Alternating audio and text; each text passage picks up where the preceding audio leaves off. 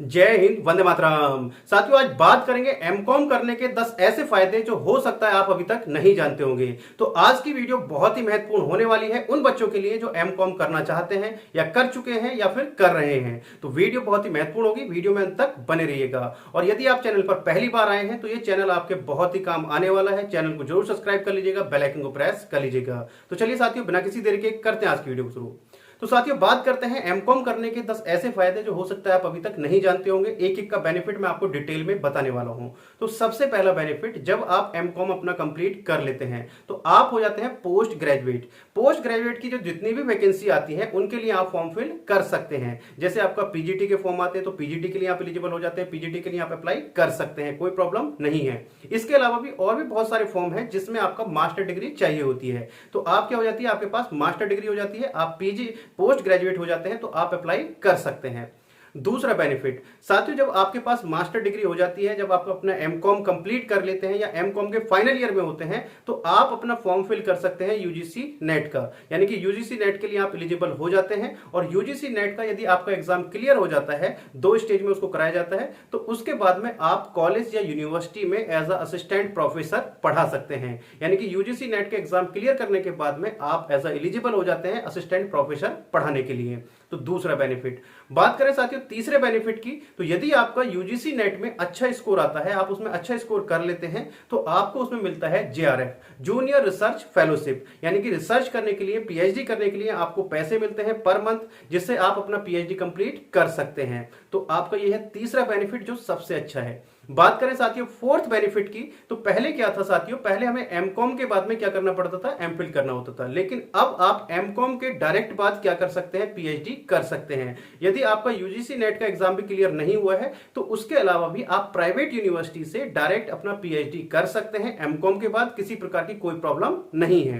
तो यानी कि आप एमकॉम के बाद क्या कर सकते हैं, पीएचडी कर सकते हैं। तो बात करें साथियों फिफ्थ एडवांटेज की, तो एमकॉम के बाद में यदि आपको बीएड करना है और आपने बीकॉम में आपकी परसेंटेज इतनी नहीं थी कि आप बीएड कर सके, यानी कि बीएड के लिए आप एलिजिबल नहीं थे, आपकी 50% नहीं थी, तो उसके बीकॉम के बाद आप क्या कर सकते हैं, अपना एमकॉम कर सकते हैं। और एमकॉम करने के बाद में क्या कर सकते हैं, फिर आप अपना बीएड कर सकते हैं। तो यानी कि आप एलिजिबल हो जाते हैं किसके लिए, बीएड के लिए। यहां पर आपको एक एडवांटेज और भी मिलता है। एडवांटेज ये मिलता है, जब आप अपना पीजी के बाद में बीएड कंप्लीट करते हैं तो बहुत सारी पोस्ट ऐसी हैं जहां पर सिर्फ पोस्ट ग्रेजुएट और बीएड, यानी कि आपने पोस्ट ग्रेजुएशन किया हुआ हो साथ के साथ बीएड किया हुआ हो, तभी आप अप्लाई कर सकते हैं। जैसे आपका केंद्रीय विद्यालय में अभी वैकेंसी निकली हुई थी, वहां पर आपका पोस्ट ग्रेजुएशन कंप्लीट होना चाहिए, साथ के साथ बीएड कंप्लीट होना चाहिए और 8 साल का आपको टीचिंग का एक्सपीरियंस होना चाहिए। तो आप एलिजिबल हो जाते हैं किसके लिए, प्रिंसिपल की पोस्ट के लिए आप एलिजिबल हो जाते हैं। डायरेक्ट आप प्रिंसिपल के लिए अप्लाई कर सकते हैं। यदि आपका पोस्ट ग्रेजुएशन कंप्लीट है और साथ के साथ बीएड कंप्लीट है तो आप एलिजिबल हो जाते थे 5 साल के एक्सपीरियंस के साथ में वाइस प्रिंसिपल के लिए।